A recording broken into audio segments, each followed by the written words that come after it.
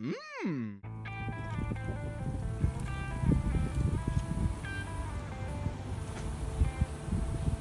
For the next Educator Shout Out Interview, we have Gretchen, also known as Mrs. Connors to students. Hey y'all, it's Kayla Ebbe here with the Educator Chipotle Challenge. I'm super excited to have friend and colleague with me doing an Educator Shout Out Interview. Why don't you introduce yourself and what your role is in education? I am Gretchen Connors. I teach 12th grade primarily. I'm a social sciences teacher. I also teach art history. I teach student government. I have a few other roles on school site too. I work at Da Vinci High School here in Davis. And yeah, that's about it. You are. That's about it? Oh, you're a pretty busy educator, pretty dedicated educator. Cheers. Yeah. You're humble. That's good. That's great. I stay busy. Keeps me out of trouble. All right, Gretchen. Name and describe one or more educators who have had a positive impact in your life and how they've made a difference for you. So when I was a kid, not a lot of educators stuck in my memory banks. I remember this one. No, I'm gonna have to write it down. Miss Richardson, like when I was a junior in high school, she gave me a pretty cool project because I went out of the country. And she was the only teacher who didn't just assign me textbook work. She just told me to keep a journal every day for the 2 months that I was gone. And it was the smartest thing I ever did. It really made me reflect and think about that trip in a different way that I probably never would have if I had never gotten that assignment. And I've always been a pretty reflective person kind of ever since. As far as but that's about it. Then this is my second career. I got into teaching only about 10 years ago. I've done a lot of stuff other before this. And so when I got back into teaching and I was placed in my student credential program for that placement, I worked under Jose Garcia was my mentor teacher, and Jen Kennedy was also, because it was a shared PBL classroom. And so there was 2 teachers in the classroom at all time, and the English teacher was Jen Kennedy. But Jose and Jen were they were so welcoming, and because I was their age and they knew I had all this life experience, they trusted me in a way that allowed me to explore and try things that made me just so excited for the job. I wasn't being dealt with a young rookie who didn't know what they were doing, and with so little trust. To have people trust me like they did, and to kind of just provide the right guidance or reflective conversations. I don't know. I think that they really helped kind of send me on the arc that I've gone through. And then my first actual teaching position, at the time it was called BITSA, and now it's called induction support something. My mentor teacher for that, her name was Karen DeVaron. She worked at Harper Junior High, and her and I became really close, and she too was just allowed me to explore, but she was such a veteran teacher because she had done it since the beginning. That was her whole career. She had 20 some odd years of teaching under her belt already, and she was a phenomenal teacher. She was, it taught me a lot about all the other parts beyond just the content of how to accommodate and differentiate, just things to think about, classroom management that you just never would have thought of. Because when you're just dreaming big as a teacher, you just think about the projects and everything you're going to do. You don't think about how to make it work from minute to minute, from day to day. And so she was incredibly helpful with that, but then also just so supportive, helping me be a new teacher and getting acclimated. And she was always my biggest advocate if she ever felt like I was overworked or overstressed, because I have a problem with saying no. She would always be the first one to speak up for me and try to talk to me about learning how to say no. I'm still working on that part. Sorry, Karen, but I know what it means. And then current, probably one of the most fantastic educators I've ever worked with is Ebbe. She was my partner teacher. She teaches the English part of my humanities course, and sometimes you just get lucky and you run across a person that just you click with, and like you're on the same page, and you're ready to just kind of go down that rabbit hole to explore these different project ideas, but then also the perfect person to kind of be a sounding board and make it real and legitimate. And I don't know, it was a pretty cool experience to have something like that in my life. So in that way, I've been pretty fortunate with the people I've worked with over the years. That's awesome. In terms of accommodating and learning how to differentiate, I'm not in the classroom, but that's like one of the big questions that I ask teachers. How do you do it? Like, when you say you've learned tools to do such, what can you share with the class that might help educators out there? Well, that's just it. Unfortunately, I wish there was a blanket that you could put over it and that was the answer. Yeah. Because it's not. Every kid's different. Right. So so the key is figuring out the kid. Not the kids. It's never plural. Because what strategy might work for one, you might still have to tweak it just a tad for the one right next to them. So it's flexibility, really, and being willing to be flexible. I think that if you get rigid as a teacher and think that it has to, like you dream up one way and that's the way it's going to fit, that you're going to miss all the other opportunities of all the cool stuff to come in. So you have to make sure that you stay loose enough and flexible enough that there's room to build in the accommodation for this kid. Realize that, you know what, this part of the project is just not as fun or as exciting or grabbing their attention, so let's change it a little bit for this kid. And that might sound exhausting to a lot of teachers, but whoever told you that teaching was easy lied to you. At the same time, it's the most rewarding thing when you find that kid who never really felt like they connected with a certain kind of curriculum or your content or whatever, but then finally they say that is their favorite class because you took the time to figure out who they were, to figure out how to make it work for them. So, like I said, I wish there was an easy answer for it, but it really is individual. Well, yeah, it's like the teacher that you shouted out to first gave you that assignment while you were away. I mean, maybe that wasn't necessarily to your interest at all, but like could have been rigid and could have been like either you do this or you're gonna get a failing grade. Yep.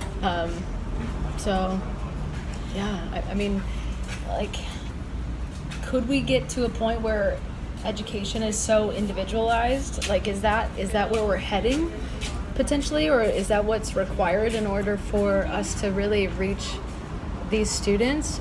Or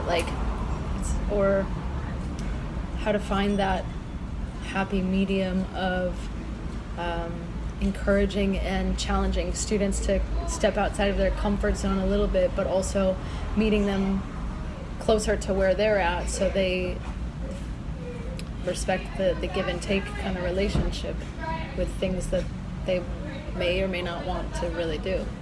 No, I mean, you're right. You can't, I mean, I think it'll be interesting to see what public education looks like in 15, 20 years, because I mean, you can see the commercials for it online, all the online, what is it, K-12 or CAK, I can't remember what it's called. But it's a whole new branch, and I bet you in 15, 20 years, I could see half the population doing that at school. Because one, you're going to be able to do it faster. You're going to be able to graduate by the time you're 13. And these kids are smart enough to be able to do that. Like, all of them are. We actually, like, slow roll the content in a way that, like, because we're so worried about this, like, they must learn this date, they must learn this step, they must accomplish this term. It's such an old way of thinking. So I feel like the online learning tool is going to just inevitably become a very popular choice that I think people will self-select. Yeah. Especially with how some families and parents think that school's becoming a bit controversial or biased, that I think that they're going to think they can control that environment in the online platform. No, I didn't say that's a good thing. I could just see that being a reality as far as like those who are truly seeking that, like, I want to learn my way. Yeah. But you're right. Like, that's not really society. Like, you're still going to have to plug yourself into a job someday. So you better have learned how to, like, get along and go along. And you're only going to learn that by kind of having to do some of the stuff that everybody else has to do. I mean, not every little last detail can be individualized. Sure. There's still the big ideas of what you're asking from the students for the projects that need to be the same, and the expectations, the deadlines. I think there's ways to like create the uniformity so that everybody has to like still meet the same expectations, but you can differentiate in your own ways to make sure that every kid can get across that finish line. Yeah. I don't know, but like I said, I think it's going to be really a very different looking educational system in like 15, 20 years that I don't really know what the answer to that question is going to be, because I think it's going to be really different. I think a lot of people are going to choose online learning. I think people are going to be able to get college degrees by the time they're 18 or 20. I think if we stop slowing kids down, we are literally slowing them down by making them go through this very structured, rudimentary, like you must go through this process and all that. I mean, why? Yeah. Kids are really smart and really adaptable. And if they're just immersed, they don't know that that's how it used to be. Right. And the kids like to do the thing now. They like to be the cutting edge kid, right? They all want to be the influencers. They all want to one who does the thing first. So, like, I just think that's going to become a new way. So I see a lot of teachers are going to have to want to be that online teacher, which is going to force teachers to be individual, do a lot of that individualized learning, scaffolding, because you're going to have all these independent students who are in your program, but they don't realize that they're technically in your classroom. They're just going to, I don't know. I think it's going to be a very different experience. Yeah. So stay flexible, educators. Really flexible. And don't get stagnant. Keep learning. Gretch, from your perspective as a student and educator, what resources are necessary to have at school that support students' mental, social, emotional health and well-being?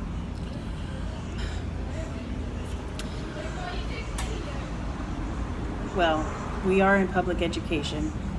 I wish we had unlimited resources, but we don't. Because a lot of the answers to this question involve reducing class sizes, increasing the ratio of counselors to students.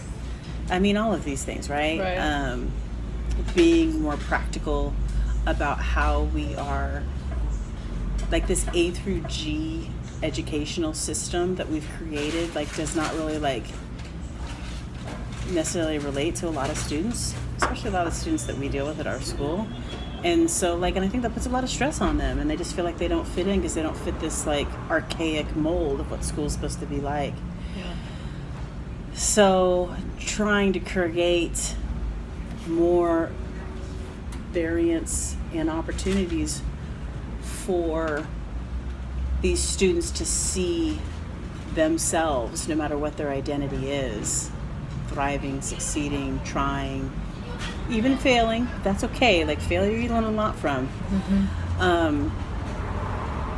But we don't have endless resources, and we don't have a way to like get the numbers down to a place that you could truly help a student find their true potential. So I think when you're dealing with what we have, it seems like there's a big push in education right now to help us educators and those in the school system identify those who are in crisis. But I feel,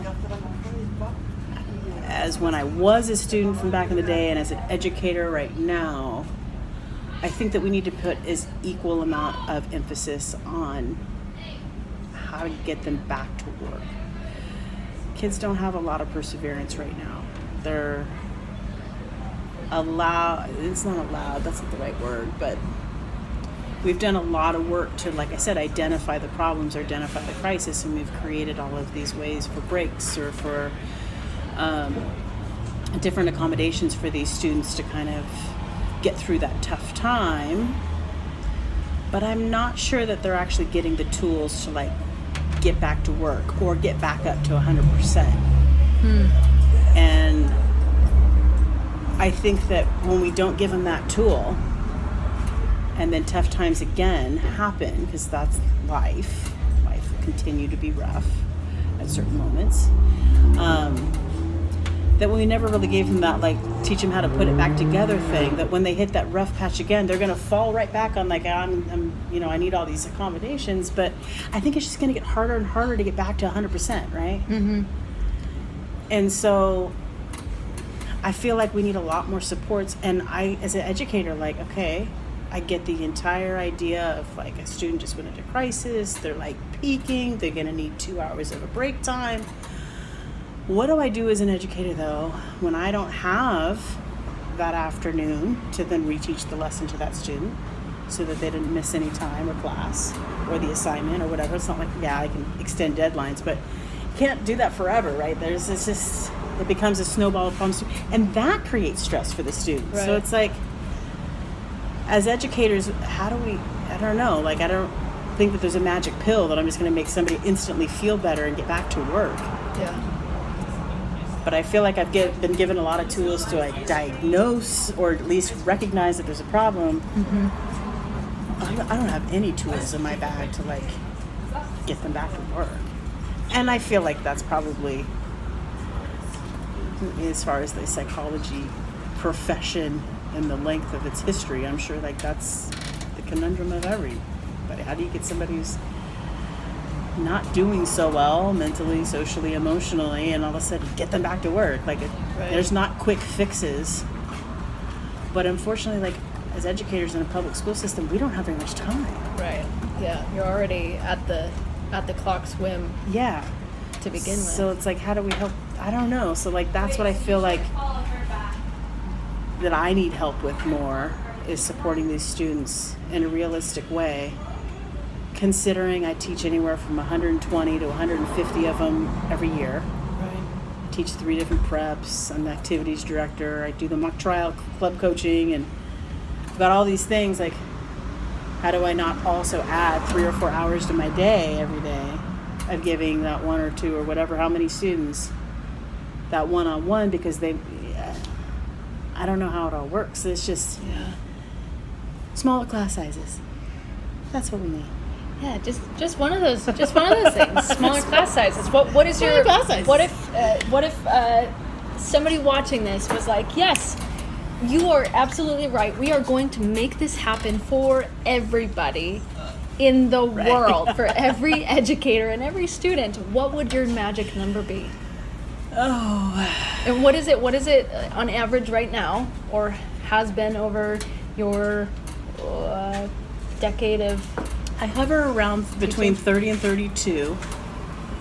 Not that I haven't had a class or two that's been bigger, and I've had some that have been smaller. I'll tell you, it does matter on the course and curriculum and what you're trying to do with it. It does get tough. Like, say I only had like a 10-person class, but I'm doing projects, but I got to be with those kids all year long. How much group variety do I have? Right. Yeah, there's not a whole lot of to work with 10. Excuse me. So I would like to have, it would be nicer to have, stay at the 30 or 40, but wow, it would be awesome if my English teacher was also in the room. So like when you get to those numbers, like, let's get cross-curricular. Let's have more than one adult, not just paraeducators, but like teachers in the room, so that like you can have the variance in like trying to, and this is very curtailed to like project-based learning, or tailored, I should say, to project-based learning. I think it's more of the traditional sit and get kind of schools, comprehensive high schools and stuff like that are out there.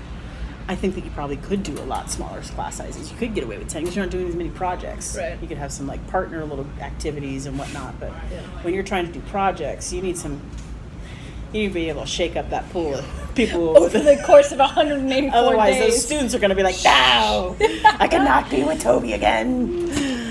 Not that there's anything wrong with Toby. I don't even know why I said Toby.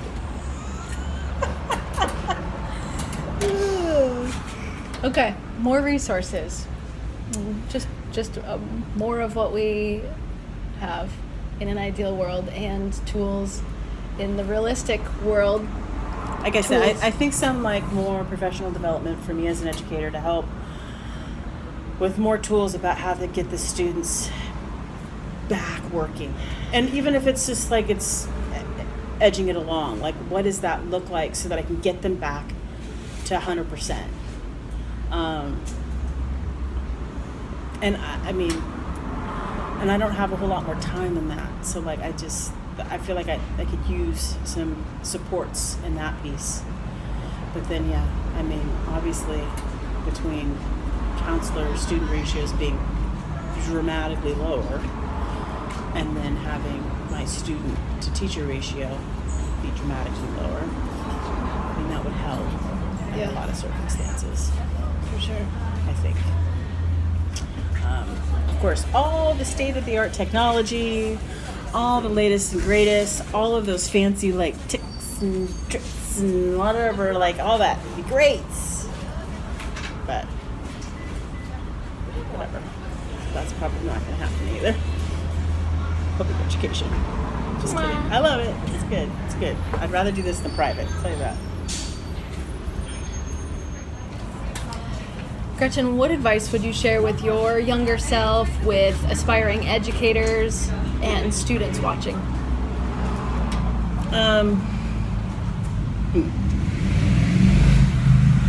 I did come into this career late. This is a very logistical economics teacher answer right now, is that it's not necessarily a career with its retirement package that you want to start later in life. So note to self, if I were younger, start that sooner. That being said, though, like the journey of my life has probably made me a better educator. So I'm not worried about the fact that I started later. Yeah. And it's hard. Like you think you kind of know what you want to do when you're younger, but it changes. And when you know it's right, it all just clicks into place, and it's not even hard, it's just fun. And when I got back into school and got my credential, it was the easiest thing I've ever done. And putting in all the hours, and there was a lot of hours that went into preparing for all that. It was easy. And I liked it. I didn't even notice when I'd be going 12, 15 hours a day or whatever. Like it just, you know when you love it. So pay attention to that part. If it ever feels like work, if it ever doesn't feel like something that like is fun or like interesting or challenging to you, and it's not like there isn't like some moments of being a teacher that can't wear you down, like grading 10-page papers. It's not like that. After the 60th one. But I would say if it ever starts to like waver on you, you probably shouldn't do it anymore, or at least take a break. And then I think also the biggest thing is to stay super flexible, because the teaching profession changes so much so often, because technology changes so much and so often, and the students are changing with it. And the new ones coming in know more and more and more, and are more and more flexible with it.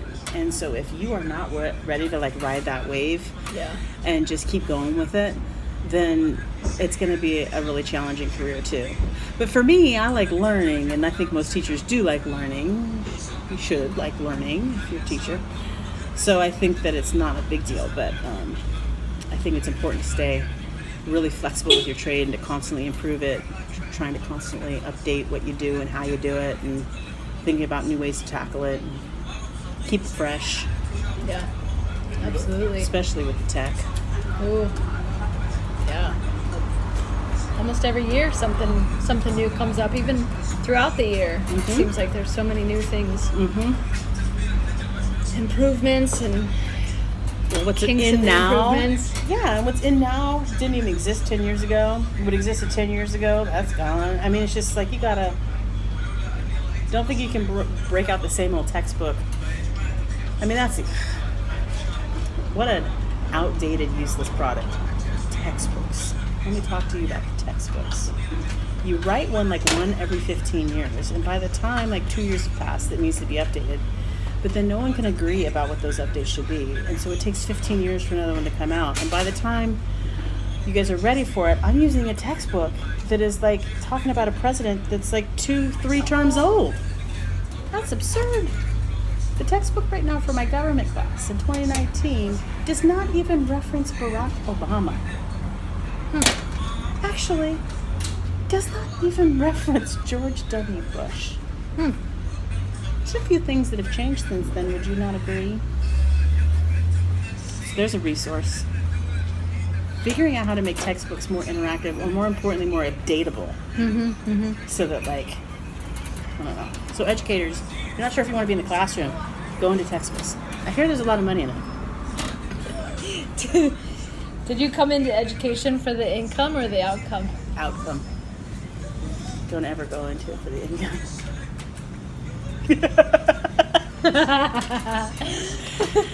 Yeah, 100% the outcome. Gretchen, as an educator, what are the most rewarding and most challenging parts? Rewarding is easy. It's any moment that the students have that aha moment, or that they figured something out,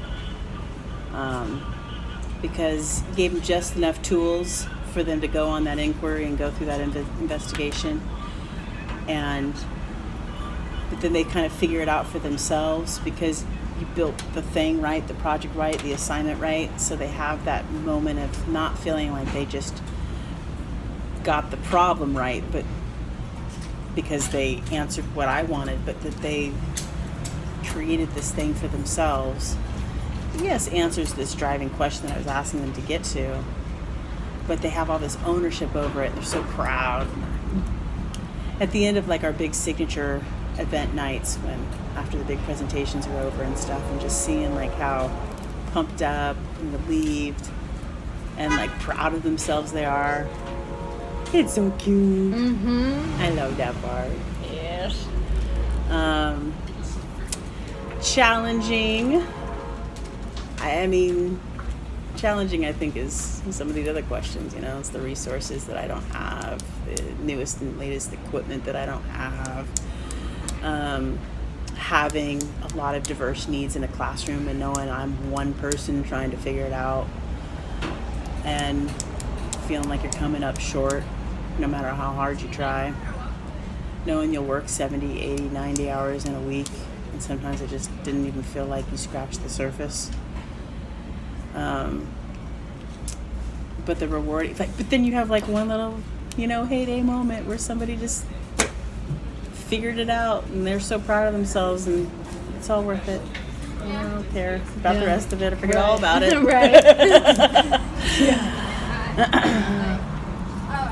It's those students, huh? I love them. I love them too. Speaking of our students, what types of mental health challenges do you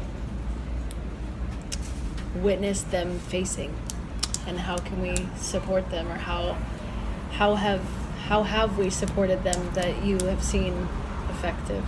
Well, I think that technology and social media has created the biggest mental health challenge. I think it's created an epidemic that we don't realize that's been created. And I know it probably sounds old school of me to say that, and it's not and I am not a believer of taking away technology or down with social media. Nonetheless, when it's 24/7 in their lives, and the thing is the online world is virtual. It's not true reality. So then they're all of a sudden oddly disappointed. And there's one of my students. Oddly disappointed with the reality that doesn't really exist in the real world, and I think that's a big letdown. I think that stresses a lot of people out. And then the bullying and these identities these identities that get created online send this false sense of reality of like, this is what it's like. But that's not true. But of course, these students and these kids are holding themselves up to that like level, to that reality. Yeah.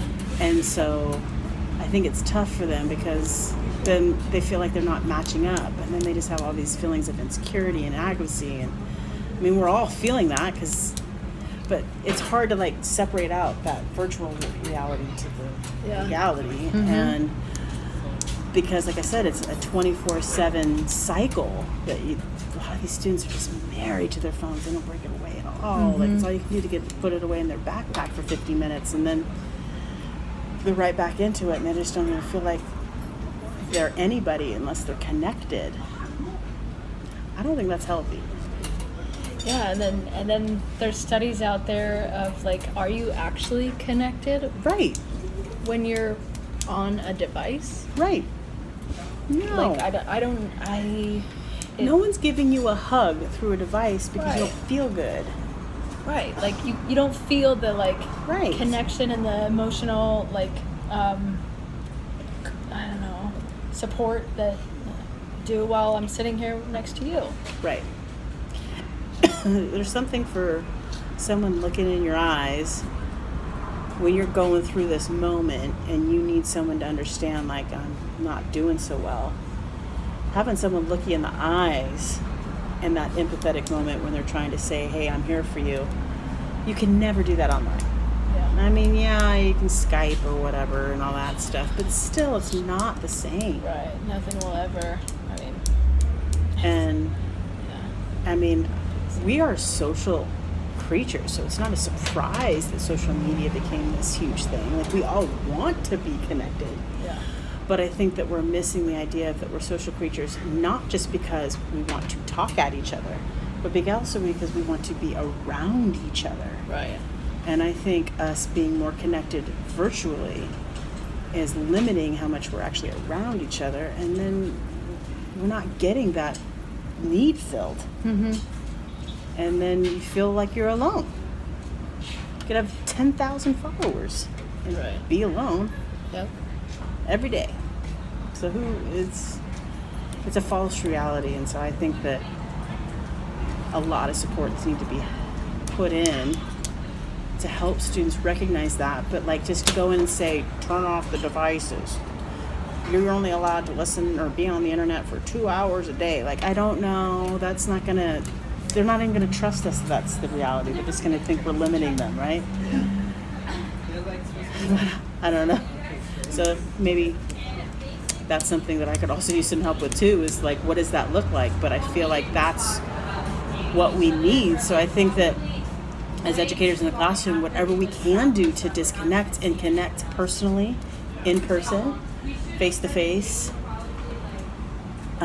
with the tech put away, like, I think that's just as important as class time and getting the work done and all that kind of stuff too. Yeah, I mean, like, one of the things that I'm able to do in the classroom, I have done on paper, and I've like gone back and forth with, do I have them like fill it out on a Google Doc, and then I still have those one-on-one conversations with them, but I don't know. I don't know all the research out there either, but I believe in moderation, and even though we are a tech-based school, like, I don't want them to lose sight or lose some of those but like, personal even if connections. the minute that school started to the last minute when school gets out, even if we just, they walked onto our campus and these things just became neutralized, and they were no longer connected to any of that kind of stuff, okay, that's still only 6-7 hours of their day. They're still spending 18-20 hours of their day connected. So like, all we can do is like pass on the gems of like, look what actual personal connection, like real life personal connection felt like, sounded like. And that's all I think we can do in our short time with them, is to model what it looks like, so they're like, when they're going through that tough time, they actually get their friend on the phone and they meet somewhere and they talk to each other. Right. Rather than try to text out their drama or their situation that never truly pacifies them. Right. So, like, we can just, I don't know, we can just keep trying. Yeah, I will always try to encourage students to talk it out like this, and like to actually FaceTime in person. Yeah. Rather than behind a screen. But, you know, if your friend's in Texas and you're in California, all right, FaceTime. I get it. You do what you can with what you've got. Right. But yeah. I don't know. But I don't know. I think that also, like, and it's natural cognitively, most students, children, are not capable of recognizing all of these things that are happening, and so it's hard for them to understand that this is a thing that's sometimes hurting them more than it's helping them and creating more stress. But I mean, I don't know. Granted, I've only been in teaching for about 10 years now, but, you know, as a student, when I was, a lot longer ago, I do feel like there's a big uptick in mental health needs.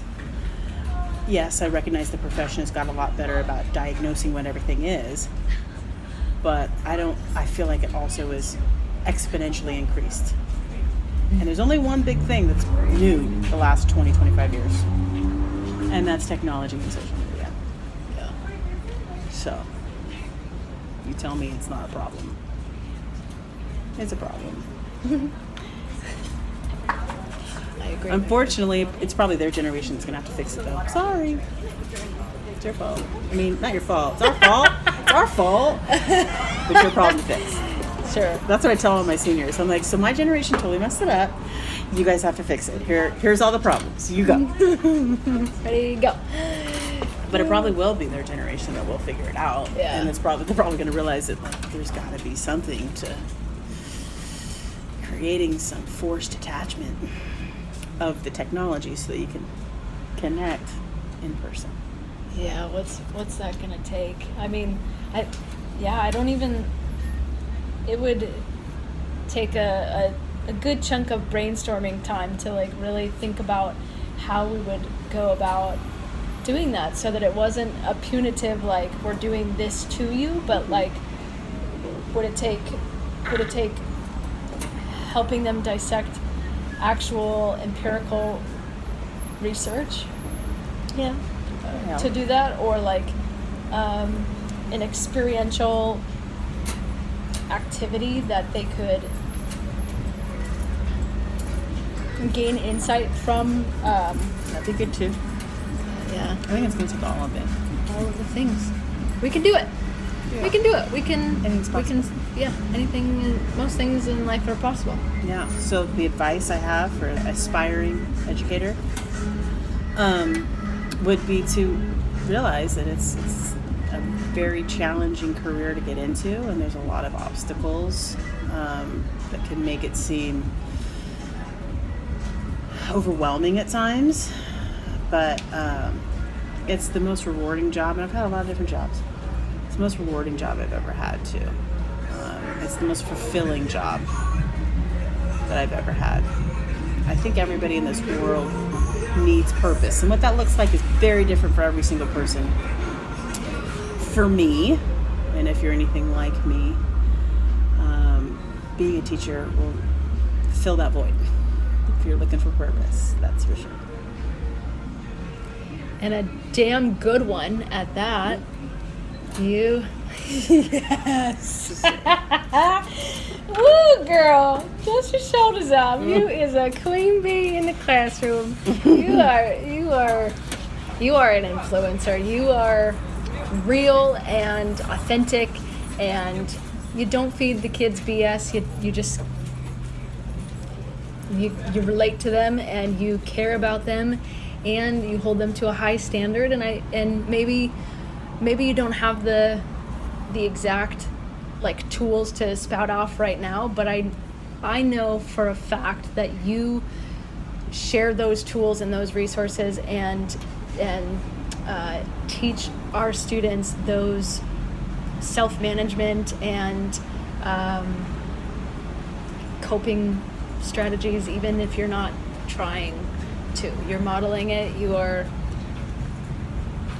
I mean, I'm sure they could spout off all the things that they've actually learned from you that are not content related. But keep doing what you're doing. Just takes a whole year. First few months of school, they're like, "Who is this lady? So rough on us." By the end of the year, they're like, "Okay, I think I get it." Yeah. I think high expectations are really important. I think that too often we're too quick to like remove something, accommodate something, lighten something. They rise to the occasion. They might need an extra stool, a tool, if I should say, to help them get there, but they rise to the occasion. So never doubt them. If they're not getting it, it's because there's something you need to fix in what you designed. Just give them an extra stool to get there. Yeah. Food for thought. Who did you shout out to? But a few of them. So after add Miss Richardson, can't remember her first name, but that was over 25 years ago, so pardon me. And then Jose Garcia, Jennifer Kennedy, Emma Guest, Karen DeVarens. Those are my peeps. Shout out to all of y'all for making a difference in Gretchen's life and probably so many more people. All right, Gretch.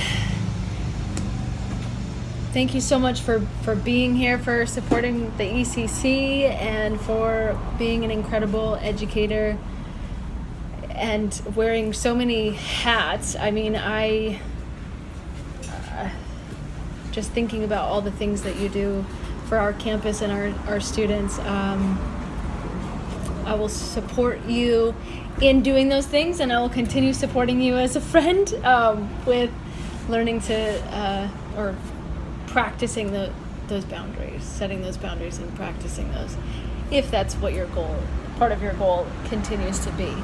But No, N-O, that's how you spell it. Oh, and I know what it means. That's a lot of progress in the last 10 years I've made. Come back in another 10 years. We'll see. We'll see how that looks. I'll try it out once. See what happens. All right. It's been Kayla Ebbe and Gretchen Connors. over and out. Much love. Keep it real, folks.